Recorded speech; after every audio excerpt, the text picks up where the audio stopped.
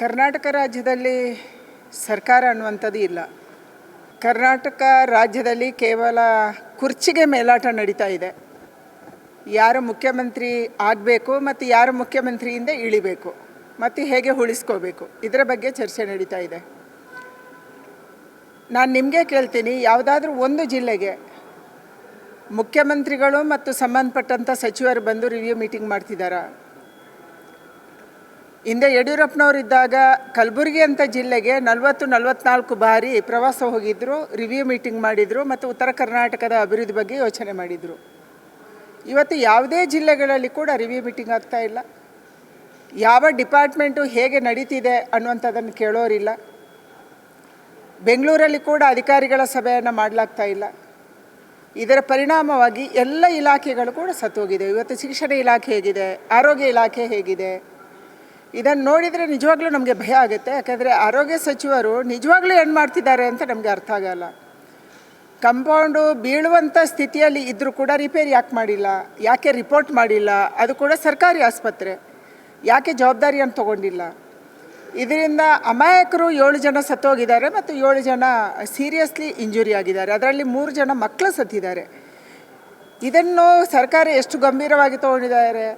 ಉಸ್ತುವಾರಿ ಸಚಿವರು ಹೋದರು, ಫೋಟೋಗ್ರಾಫಿ ಮಾಡಿಕೊಂಡ್ರು, ಬಂದರು, ಸೋಷಿಯಲ್ ಮೀಡಿಯಾದಲ್ಲಿ ಹಾಕ್ಕೊಂಡ್ರು. ನಿಜವಾಗ್ಲೂ ಬೆಂಗಳೂರಿನ ಅಭಿವೃದ್ಧಿ ಬಗ್ಗೆ ಮತ್ತು ರಾಜ್ಯದ ಅಭಿವೃದ್ಧಿ ಬಗ್ಗೆ ರಾಜ್ಯಕ್ಕೆ ಎಷ್ಟು ರಾಜ್ಯ ಸರ್ಕಾರಕ್ಕೆ ಸೀರಿಯಸ್ನೆಸ್ ಇದೆ ಅಂತ ನಮಗೆ ಅರ್ಥ ಆಗ್ತಾ ಇಲ್ಲ.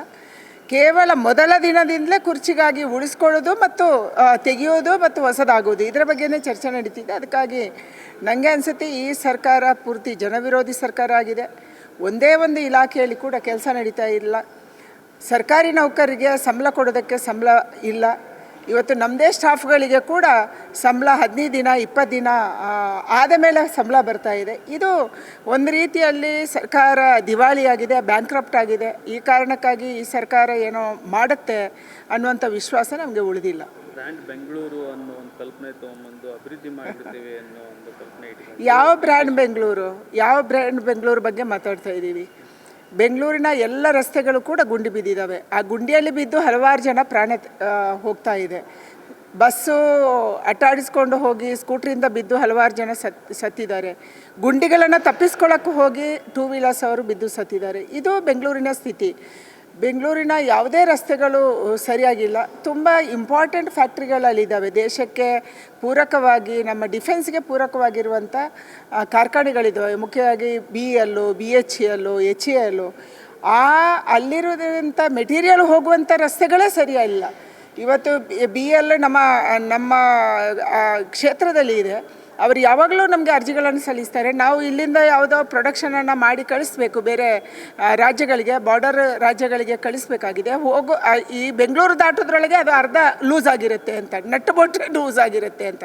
ಇದು ಬೆಂಗಳೂರಿನ ಪರಿಸ್ಥಿತಿ ಇದೆ. ಅದಕ್ಕಾಗಿ ಬೆಂಗಳೂರಿನ ಬಗ್ಗೆ ಆಗಲಿ, ರಾಜ್ಯದ ಬಗ್ಗೆ ಆಗಲಿ, ಸ್ಪೆಷಲಿ ಉತ್ತರ ಕರ್ನಾಟಕದ ಬಗ್ಗೆ ಆಗಲಿ ಯಾರಿಗೂ ಕಾಳಜಿ ಇಲ್ಲ. ಮತ್ತು ಅವರು ಬರ್ತಾನೂ ಇಲ್ಲ, ಯಾವುದೇ ಮಂತ್ರಿ ಬರ್ತಾ ಇಲ್ಲ.